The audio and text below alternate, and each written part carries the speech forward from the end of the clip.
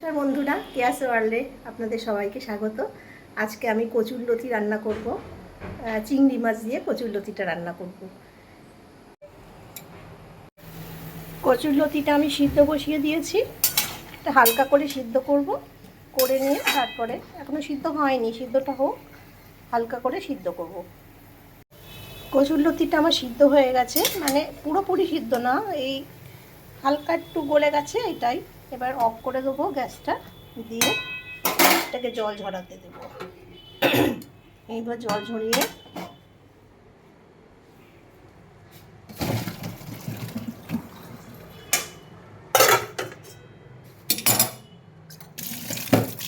ধুয়ে নেবো।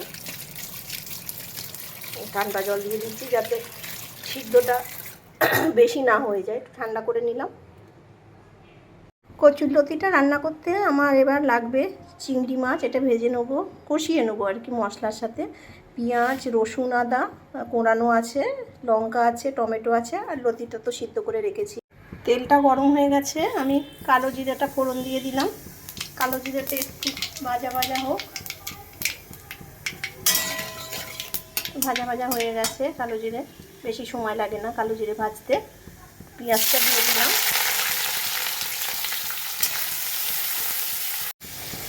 পেঁয়াজটা লাল লাল করে ভেজে নিতে হবে ভালো করে।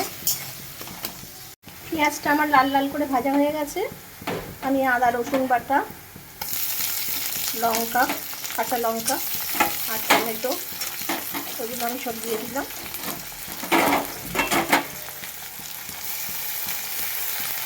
দিয়ে এবার ভালো করে কষিয়ে নেবো। এই কষাতে কষাতেই আমি চিংড়ি মাছটা দিয়ে দেবো। চিংড়ি মাছগুলো দিয়ে দিলাম। এবার ভালো করে কষিয়ে নেব। নুনটা দিলাম।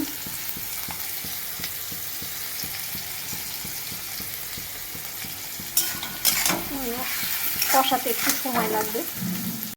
বন্ধুরা, হলুদ দিতে ভুলে গেছিলাম, এবার হলুদটা দিয়ে দিলাম। হলুদের কথা হঠাৎ করে মাথা থেকে চলে গেছে, হলুদটা দিয়ে দিলাম। কষানোটা আমার প্রায় হয়ে গেছে, পেঁয়াজ রসুনের কাঁচা গন্ধ আর আসছে না। চিংড়ি মাছটাও নরম হয়ে গেছে, মোটামুটি কষানো হয়ে গেছে। এবার কচুরলতিগুলো, আধা সিদ্ধ করা কচুরলতিগুলো আমি দিয়ে দিলাম। এবার এটার সাথে কচুরলতিটা এবার এর সাথে কষানো হবে। এটাতে একটু তেল বেশি লাগে, কারণ যে কোনো কচু জিনিসই কম তেলে রান্না যায় না। এটা মজবে, তারপরে তেলটা উপরে উঠে আসবে। একটু অল্প, একটু সামান্য একটু চিনি দিতে হয়। চিনি না দিলে নুন নুন ভাব লাগে, টেস্ট আসে না। একটু চিনি দিলে টেস্ট হয়। লতিগুলো এখনও মজেনি, আরও কিছুক্ষণ হবে।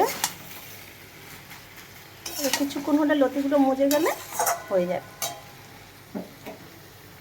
রান্নাটা আমার হয়ে গেছে। এই যে মাখা মাখা চিংড়ি মাছ দিয়ে কচুরলতি রান্নাটা হয়ে গেছে। খুবই সহজ পদ্ধতি, হ্যাঁ, পারলে আপনারাও করবেন, সত্যি খুব ভালো লাগে খেতে। আমি ঘটি বাটি মেয়ে হয়েও এই বাঙালদের কচুরলতিটা আমার খুব প্রিয়। পারলে খাবেন একদিন করে, আমার তাহলে মনে হবে যে আমার রান্নাটা সার্থক হয়েছে। আজ তাহলে আসি বন্ধুরা, আবার আসবো একটা নতুন ভিডিও নিয়ে আপনাদের সামনে।